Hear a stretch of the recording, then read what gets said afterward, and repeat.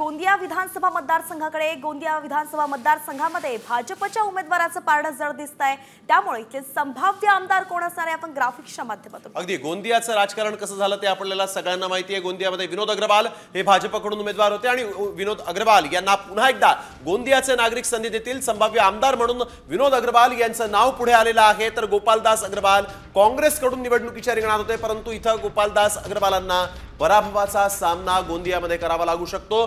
कडवी झुंज विनोद अग्रवाल यांनी या ठिकाणी गोंदियामध्ये दिलेली आहे आणि इथं विजयश्री ते खेचून आणू शकतात अशी शक्यता आहे। संभाव्य आमदार म्हणून विनोद अग्रवाल यांच्या नावापुढे शिक्कामोर्तब होत आहे। संभाव्य आमदार म्हणून विनोद अग्रवाल यांना गोंदियाच्या नागरिकांनी पसंती दिलेली आहे। तर विनोद अग्रवाल यांच्या संभाव्य आमदार असण्याची काय कारण आहेत जाणून घेऊयात आमचे प्रतिनिधी मुनेश्वर कुकडे यांच्याकडून। मुनेश्वर आपल्यासोबत थेट गोंदियातून जोडले गेलेत, काय सांगाल मुनेश्वर, काय कारण आहेत अग्रवाल यांच्या विजयाची?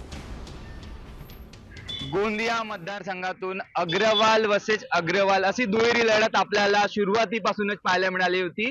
भाजपचे विनोद अग्रवाल विरुद्ध काँग्रेसचे गोपालदास अग्रवाल हे निवडणुकीच्या रिंगणामध्ये उतरले होते, मात्र जनतेने कोणाला कौल दिला होता? विनोद अग्रवाल भाजपचे ज्येष्ठ नेते आहेत आणि त्यांनी बरेच वेळ गोंदिया जिल्ह्यामध्ये काम केलेलं आहे, तर काँग्रेसचे गोपालदास अग्रवाल यांची सुद्धा ख्याती आहे। तर मतदार राजांना कौल कोणाकडे देणार हे चित्र उद्या स्पष्ट होणार आहे। शुभम देशमुख, साम टीव्ही न्यूज, गोंदिया।